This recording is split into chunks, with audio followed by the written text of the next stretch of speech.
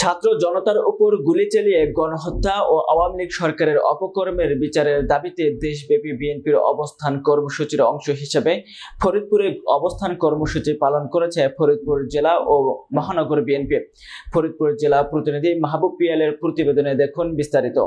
বৃহস্পতিবার সকাল থেকে জেলা বিএনপি, মহানগর বিএনপি, যুবদল, ছাত্রদল, স্বেচ্ছাসেবক দল, শ্রমিক দল সহ অন্যান্য অঙ্গ সংগঠনের নেতা কর্মীরা শহরের বিভিন্ন সড়কে অবস্থান নেন।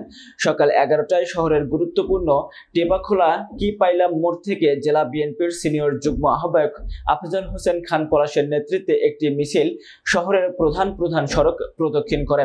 পরে টেপাখোলা রেল ক্রসিং এলাকায় সমাবেশে প্রধান অতিথির বক্তব্য রাখেন জেলা বিএনপির সিনিয়র যুগ্ম আহ্বায়ক আফজাল হোসেন খান পলাশ।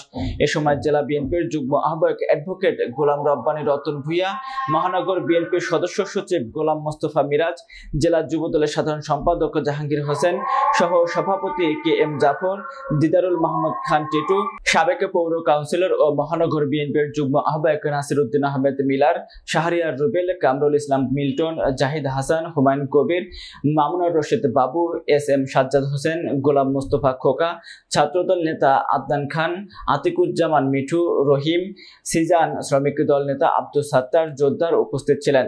এর আগে সকাল থেকেই শহরের কমলাপুর তেঁতুলতলা এলাকায় বিএনপি, যুবদল, ছাত্রদল, স্বেচ্ছাসেবক দলের নেতা কর্মীরা অবস্থান কর্মসূচি পালন করে। এখান থেকে সকাল 10টার দিকে একটি মিছিল শহরের প্রধান সড়ক প্রদক্ষিণ করে। এ সময় মহানগর বিএনপির সিনিয়র যুগ্ম আহ্বায়ক এ বি সিদ্দিক মিতুল, যুগ্ম আহ্বায়ক এমদাদুল হক এমদাদ, আরিফুজ্জামান মৃধা অপু, শহীদুল হক শাহিন, মহানগর স্বেচ্ছাসেবক দলের আহ্বায়ক সৈকত হাসান, জেলা যুবদলের সিনিয়র যুগ্ম সাধারণ সম্পাদক ভিপি শামীম, মহানগর মৎস্যজীবী দলের আহ্বায়ক কাজী মুরাদ সহ অন্যান্যরা উপস্থিত ছিলেন।